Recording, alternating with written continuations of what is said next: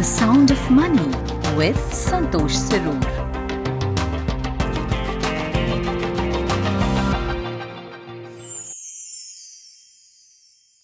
And here we are, the 100th episode of the Sound of Money special series podcast with me, Santosh Sirur.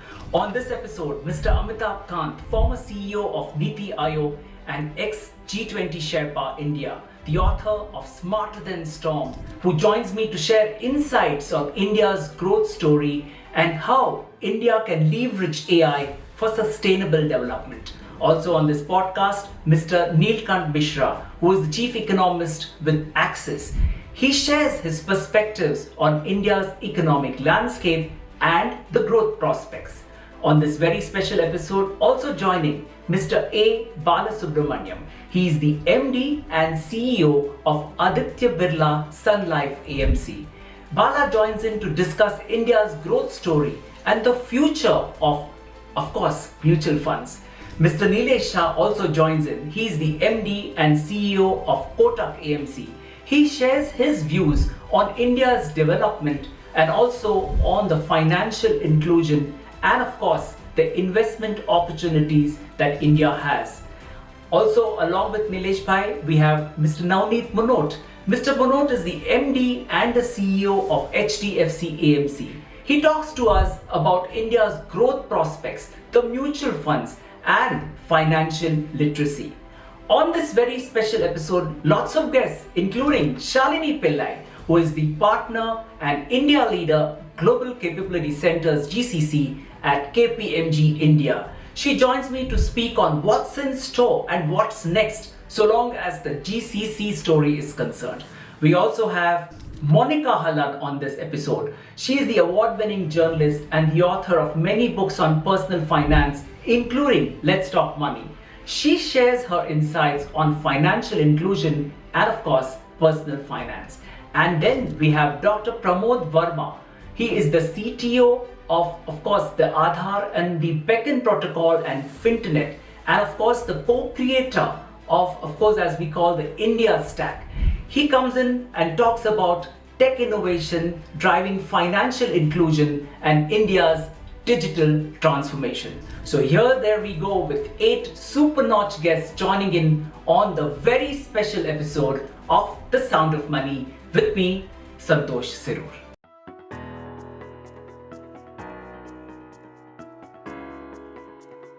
Sir, and welcome to my 100th series of The Sound of Money. So glad to have you. No, wonderful to be with you. I'm delighted that this is your 100th podcast, and I wish you the very best. Thank you, sir. Many, many congratulations from me and our audiences for your new book, Smarter Than the Storm, which is, as I know, as the intersection of AI and climate change. I have a question for you, sir, on your book. Basically, how does that help? How AI is helping in combating climate change? Essentially, AI driving such climate resilience and sustainability. So first of all, let me give you a glimpse of this book. Sure. This is the book, Smarter Than the Storm, championing the AI climate nexus. It's been written with a colleague of mine called Siddharth Sinha, who worked with me both in NITI Aayog and in G20. And what is important to comprehend is that in 2024, the world's 10 costliest climate disasters actually caused over about $300 billion in damages. And, they had huge impact on human lives. And what is important is that there are symptoms of deeper failure in how we build cities, how we design infrastructure, how we govern finance, and how we use technology in the context of climate change. And then we have artificial intelligence, which will be radically transforming lives, and it is the most path-breaking technology, which is a general purpose technology which will impact every single sector as we go along. Yeah. The challenge is that this is also an energy guzzler in many, many ways. And we need to uh, comprehend that while climate change is undoubtedly the biggest threat multiplier of our times, it amplifies existing vulnerabilities such as poverty, inequality, and governance gaps. But there is a rising uh, new technology, and this new technology uh, uh, is expanding at extraordinary speed. It is, it can be it is, quite often it is presented as a silver bullet or as a new villain. Neither view is accurate, and AI can be a huge force multiplier. Its impact depends on how we utilize the technology, but the environmental footprint of AI is already visible. It is having huge, huge impact, and the annual emissions are more than a major global city such as New York. And according to the International Energy Agency, its projections that electricity used by data centers will actually more than double to about over 950 terawatt hours by 2030. Wow.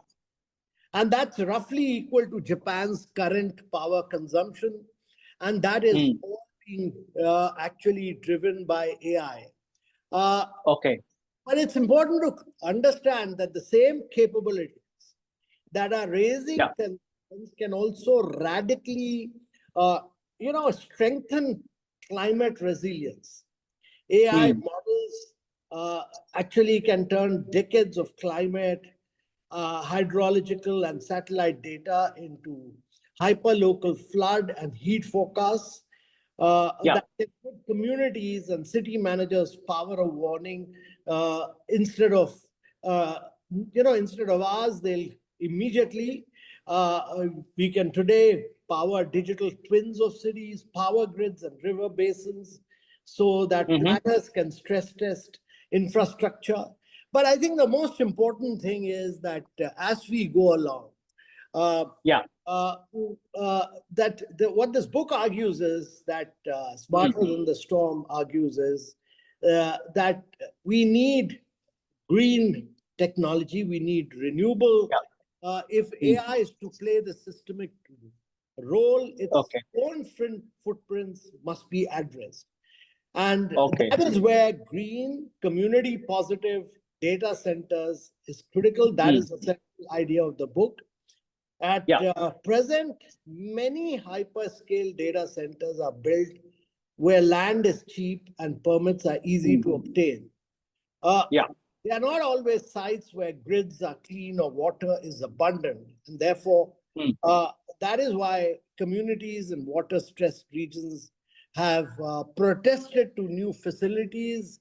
And we proposed in this book that first, data centers need to be green by design.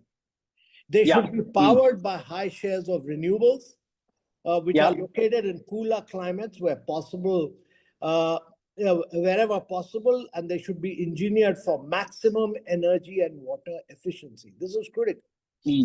Very critical, Secondly, especially in countries like India, where we have 17.5% of the global population, but only 4% of the water resources.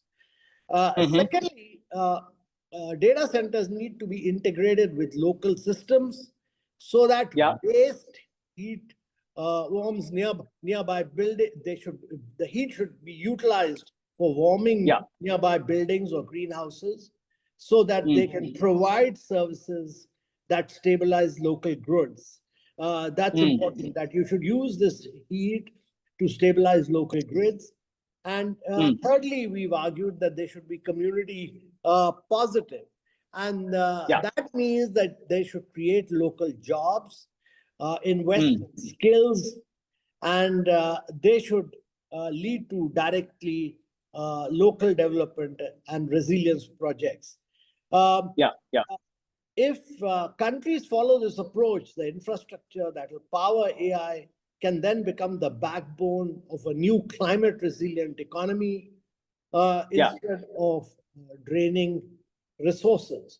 And AI will be much more fit for purpose. It will be fit for purpose because it will be climate resilient, it will be transformational, it will be green, it should be multilingual, it should be a low bandwidth, but it's important. It's important that it becomes the backbone of a new climate resilient economy. That's really the key. For countries like India and the wider global South, they must build. They're in the process of building most of the world's new infrastructure. Energy capacity and data systems over the next decades must lead to sustaining growth while leapfrogging, industrialization, which was polluting earlier. So today's emerging economies have access to clean technologies, and therefore we should view the ushering in of AI as an opportunity to technologically leapfrog, to be transformational, and we should look at it from the perspective of net zero being net zero, net positive, and we should look at AI as an opportunity to be an opportunity to decarbonize in a very big way, rather than be a guzzler of energy. That's important to my mind.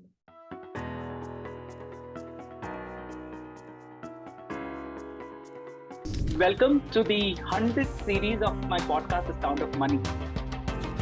Thank you, Santosh, and congratulations on such a successful journey. Taking back on talking about India in terms of India's growth momentum, you've been very optimistic always in terms of the India growth prospects. Neelkanth, what are the key kind of drivers that are driving these India's growth momentum in these and you foresee in the coming years?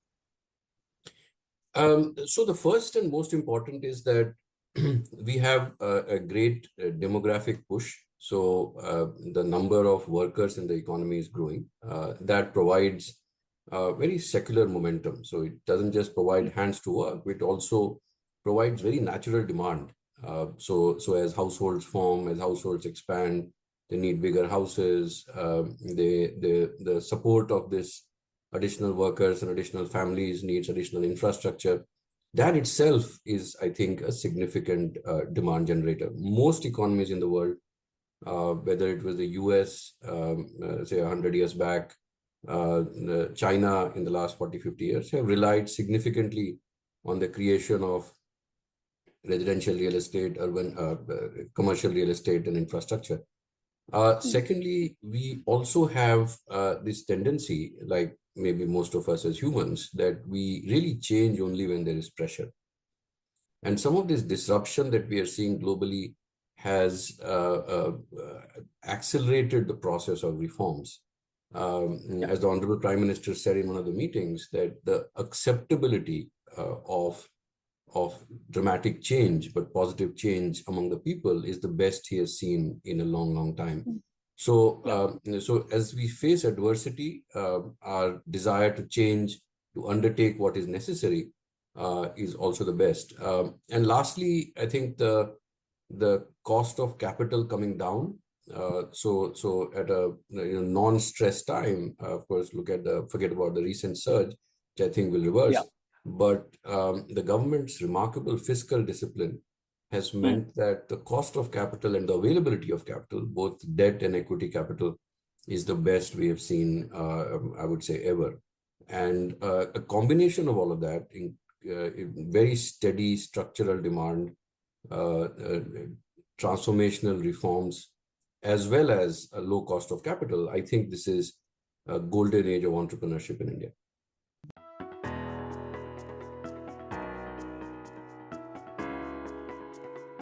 Sir, and welcome to the 100th episode of the series of The Sound of Money. Delighted to have you. Thanks, Santosh.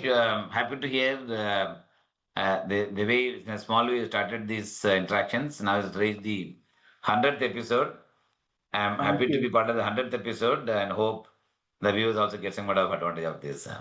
Absolutely. Thank you so much. With the background and the backdrop of the war, the economic situation, the geopolitical situation, still, in terms of an India growth story, where do you see the India growth story heading? How can kind of that momentum, will it be sustained? Do you feel so? And their growth story, of course, has been the journey has begun for the last almost 2.5 decades. Has been for many number of years, 3 decades, I would say. Yeah. And then it only gained further momentum in the last 10 years in making it more sustainable by stepping the focus on various moving parts of the country, which will make India more prominent among the most other economies in the world. And then, as always happens, India, as any other country, the current geopolitical risk, it affects India too. But if I go by the earlier occasions in the past, there are many such things came and actually hit the world, and India was also getting impacted. After every crisis, India could manage to get more better. Therefore, the current crisis that which are saying would also make it a little more forthcoming from the government to look at some of the areas of risk which is coming on account of this energy pressures and related other sectors. Therefore, government will also step up the investment for the future in order to ensure that India also do not get impacted, or maybe the least we get impacted because of oil price increase and so on and so forth. So my own belief is it will have some temporary break in the growth momentum. But otherwise, I'm not worried because India has been building it, the economy for the last maybe last decade. Any step that's being taken are more in the nature of making Indian economy more sustainable, whether it's investing in manufacturing, whether it is investing on digital technology, whether it is investing on road infrastructures, making it manufacturing in India more for India as well as abroad. There are many initiatives that are being taken in the that have been taken in the last few years would only make the India to go to the next level of growth. And then area where we have progressed big time as the energy sectors, India has seen a huge progress. Therefore, I'm not worried about India's long-term growth, but the short-term growth marginally got impacted, but not so much, I would say. Okay. It's more of So in terms of time to be more aware of issues that is around that is surrounding us, and then accordingly prepare ourselves for the faster growth. It's something will remain as a key focus area for the government and for all of us.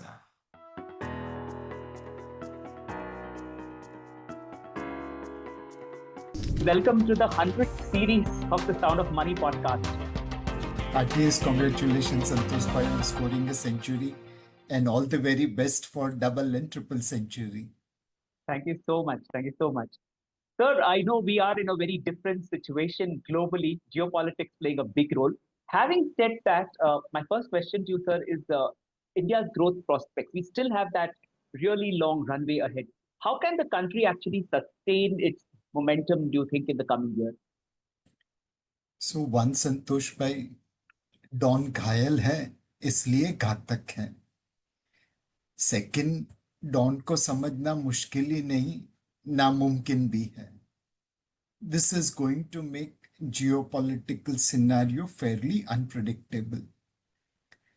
Oil is a Rahu Kal of Indian economic kundli. As oil prices go higher, our Rahu Kalam starts. And this time it is coming at a time when we were facing challenges in our market. RBI was short forward dollar by about 60-70 billion dollar. Rupee was weakening, and rising oil prices mean higher current account deficit, further pressure on rupee. While our inflation was low and well under control, the monetary policy was running off its course on rate cuts, and rates were becoming neutral. Now, higher oil prices means higher inflation, Certainly, RBI will have to think about raising rates, one from inflation point of view, second from support to rupee point of view. Our equity markets were witnessing FPI outflows. Higher oil prices means lower GDP growth, higher inflation, higher interest rates, weaker rupee, and hence lower corporate profit. Undoubtedly, their selling increased and pulled market further down. So there is no shortcut. There is no escape from the current situation. But astrologers say you can do puja for Rahu Kalam. The puja for Rahu Kalam for India is electrification of India. We converted our railway system from diesel to electric. Today, India has lesser number of diesel train than America. Courtesy that today goods movement in India is independent of oil import. Tomorrow, if there is no diesel import at all, our railways will continue to function. What we did with electrification of railway, we need to do with electrification of rest of India. The passenger vehicles have to move to electric and hybrid mode. The cooking has to move from gas to induction. Using this two combination, we will be able to reduce dependency on imported energy like crude oil. Of course, this will mean more power consumption, which means we have to push up thermal power, solar power, wind and hydro power, and also nuclear power. Yesterday, Prime Minister Modi announced India's launch of fast breeder reactor at Kalpakkam. We'll have to launch many more Kalpakkams without, protest from the ecosystem. These projects will have to be executed fast so that when the next time oil prices go higher, our economy is in a better shape.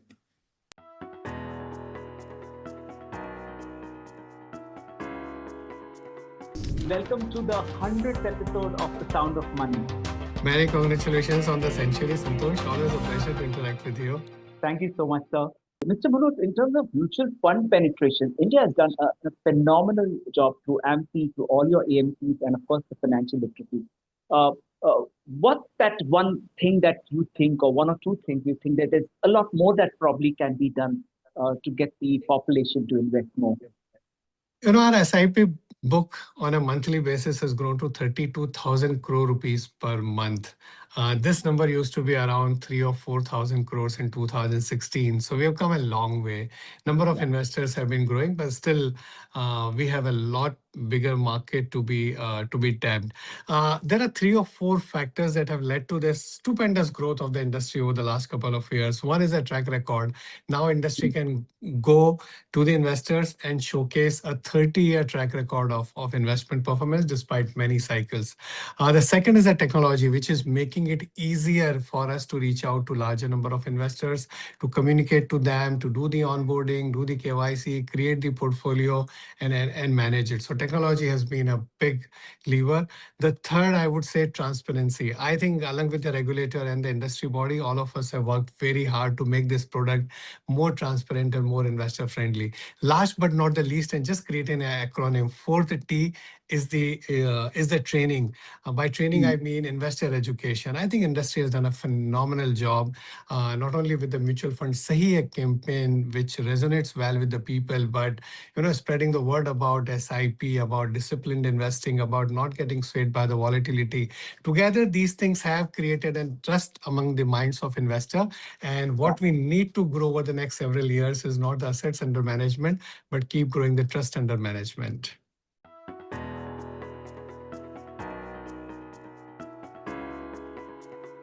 So that was my second question, and you mentioned in the first point, right, about the talent in India. Whilst we talk of the super demographic dividend that India has in terms of the average age, What are the kind of challenges on the ground in terms of the talent? I do know there is availability, but what at the same time you have resources which probably are not employable in that sense. Do you see that on the ground, and what's the kind of feedback you get from corporates?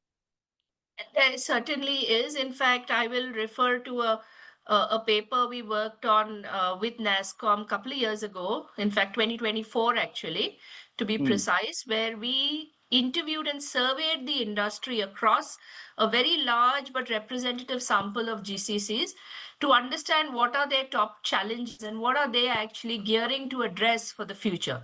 The number one challenge there, Santosh, was talent. So Correct. it is ironical. Talent is the reason why the opportunity exists and what makes it attractive, but it is also the top challenge that most GCCs are aware of, and they're looking at how they need to address it. So let me break that down a bit because Sure. it's a very broad piece. But when you look at talent, it then emerged that there were four categories of talent-related challenges that they were dealing with. The number one was the quality and the deployability of talent. And that will continue to be a challenge because if you look at the pace at which technology is changing, how do you make sure that the whether it's the graduating pool or the existing talent pool keeps pace with the new skills that are required? So it is a big challenge. The quality and making sure that the skills are really fit for the context of the future and what we need to address. The second challenge really is that of attraction and retention of talent. Again, in as crowded a space where you have a new GCC coming up every week in the country, everyone vying for a similar digital talent pool, it's very competitive. So, what will it take for a new GCC or an existing one to attract and retain talent becomes another big point and a big risk. Uh, the third really is leadership talent. We must remember GCCs are steadily moving up this so-called value curve. They're getting into more and more core business context heavy areas, which is actually opening up the opportunity for global roles to sit out of here. And hence, there is a need for more global leadership roles and positions. Today, we are seeing a little bit of a deficit in the leadership space there, whether top rung or middle leadership or functional leadership. And there is going to be a need to step up and invest in that space so that our leaders are truly of global quality, if I may call it that. So leadership is a challenge. And fourth, last not the least, there is a concern to say, how do we look at cost arbitrage? Is that sustainable? And like we just spoke of in the previous question, cost arbitrage has been shrinking. It is still compelling, but very important to start looking at it with a lens that's a little beyond cost. It's important to start looking at this from a value lens alongside cost. So cost doesn't go away. You quite often hear people say we came for cost and stayed for value. That doesn't mean the cost has gone away. Cost will always have to be a very critical imperative. The day you lose the cost focus, your model could be questioned. Absolutely. But these how are do you very, manage? carry So on. these are, in a nutshell, sorry, I may have taken a little longer, Santosh, but those are the four talent risks that one is seeing. The good news is that all GCCs are acutely aware of this and working very proactively to address each of these risks. And one is seeing them be in a good position as they manage talent for the future.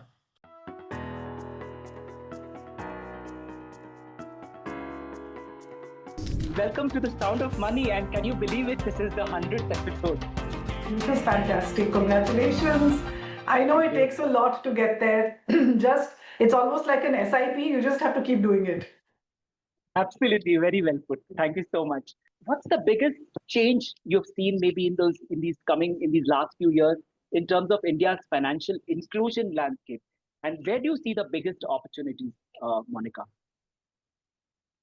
The country is so large that, when you start slicing it, some parts of the population don't know the difference between a savings deposit and a fixed deposit. Honestly, I was in MNC recently, and and they are hesitant to even ask. And this was an all-women's group. They were hesitant to ask basic questions, and I just said it doesn't matter. If you don't know, you don't know. No one's judging you. So literally, it's not even people in the villages, but even people living in Mumbai and Bangalore and Delhi. And I have come across this so often where they don't know the difference between a savings and a fixed deposit. And then you have people who are marvelously implementing concepts that we talk about: asset allocation, diversification, rebalancing, emergency funds, life insurance, medical insurance, so they are going by the book and they are constructing very stable portfolios. They are really following the rules and doing all the right things. They are not blinking when markets are down. They are just looking at their debt allocation and saying, look, I'm fine. I can let my equity remain. So I think this gap is very, very large. And honestly, I feel that the more work we do on the basic side, the better it is. Because I feel on the complex side, there are a lot of people with a lot of ideas, with a lot of jargon, who are able to service the HNI, for example. But when it comes to just building confidence of explaining to somebody why even banks give interest, they're not even willing to ask that because they think they'll be judged. So I think that opportunity is there, and it's not just in the villages. It is sitting here with us in the big cities, especially among the women, where we need to really build capacity right from the beginning. So you understand, in my work, I can very easily jargonize whatever I do. Okay, I know more jargon than the other guys. But I think the idea is to keep it as accessible, as simple as possible, so that an average person will say, look, you know what, I understand, it's not that difficult, I can do this. I think this is a journey which I've been on.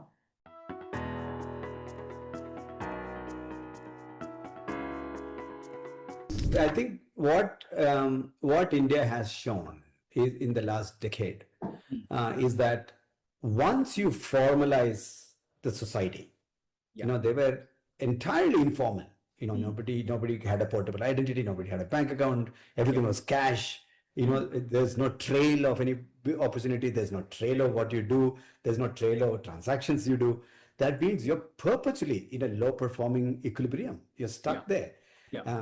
And that formalization brought everybody into a formal economy where you are the center of, that node in that large mesh of network.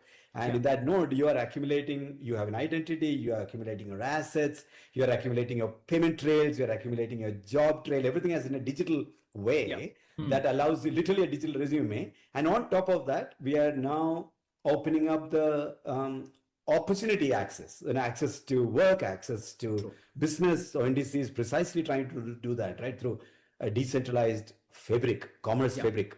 Now we are able to bring everybody to be able to provide opportunity and access to market, access to knowledge, access to capital and financing, and access to other products that you and I traditionally took granted and took advantage of. Now a billion people can access to it. And you combine this with young India, aspirational young India, it's a deadly combination, a young population with lots of opportunity. But India continues to, you saw the anthropic effect in the last few days. The world is extremely rapidly changing, and it's constantly morphing itself. Geopolitical structures are changing. Job structures are changing. What you study in school or college, by the time you finish your BSc or computer science or MCA, those kind of courses, you are actually not even wanted by the industry. Exactly. It's just 5 years ago you were wanted. 5 years later, the industry seemed to be at an existential or question we are asking as a software industry. So I think it just continues to create, while it continues to create change and continues to create, in one sense, problems as we see. I think India is very unique because of the young nature of Indian population and Indians' hunger to adapt. This is why Indians are everywhere globally, and we can adapt into variety of situations. I think that Indians' adaptability and hunger, and young India continues to be our hope. And the 17-year-old it's an example of that hope. Exactly, and of that hope. The Sound of Money with Santosh Sirur.